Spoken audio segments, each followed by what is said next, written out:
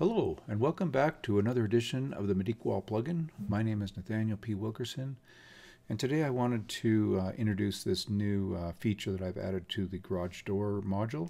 So as you can see here on the screen, I've gone ahead and already created this door, but I'm going to walk you guys through this custom glass door.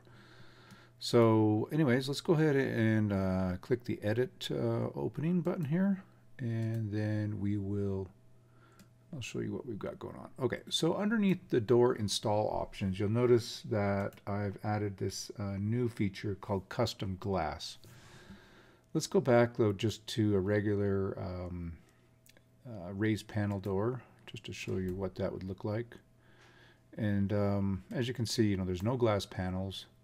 And then you have the option, of course, where you can go to a glassed raised panel, which will basically turn your top windows, open these top panels up as windows. Now the problem, of course, is well, what about situations, these larger doors like this one, for instance, where a lot of times they'll have these two lower panels as windows, so that you can have visual access into the opening. So that is the reasoning behind the custom glass panel. So we'll go ahead and back to the custom glass panel. And you're going to notice when I select this option that this glass list parameter down here pops open. You'll notice all the numbers in here. So I'm going to go ahead and update. And you can see that we've got this all configured. But I'm going to go ahead and delete this here out. And if we leave it blank, well, then it just basically reverts back to a regular raised panel door. So the way to customize this is you basically will have rows and columns, and the first number in the ordered pair will always be the row, and the last number will be, or the second number will be, the column. So for instance, if I go 1:1, let's hit update on that, you'll notice that now we've created a window there.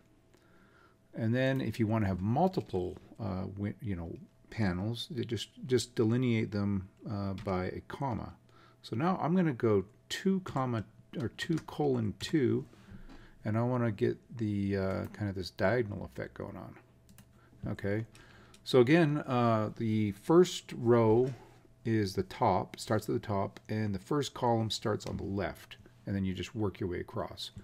So if I go 3:3 and then 4:4, that should give me a diagonal across the door. And then I'm going to work my way back across, and then I'm going to go 5:3, 6:2, and then finally 7:1. Okay, so now you got quite a string of numbers and colons and commas in there. But as you can see, I've now created this kind of cool diagonal window orientation, I guess, or whatever you want to call it. Anyways, but yeah, it gives you the option. And you don't have to enter these in sequentially. So I could have put the 5:3 at the beginning of the list, and it shouldn't matter. In fact, let's try that. So let's go ahead and we'll put a window at row 4 and column 1. Okay, so I put that actually at the beginning of the list here, as you can notice, and then all the other ones, right?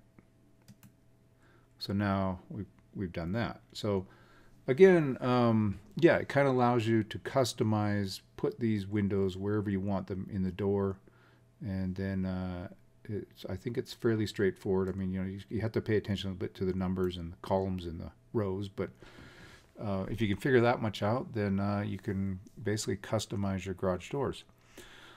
Now, one thing to note is that right now the custom glass option only allows for raised panels. I probably will add in another option or two for no panels or the flat panel option as well. So, and that will depend also on, what requests I get for this.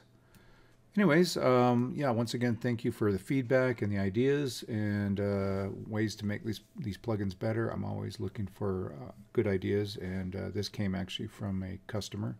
So yeah, I'm always open to ideas. So thank you guys, and we will talk to you later.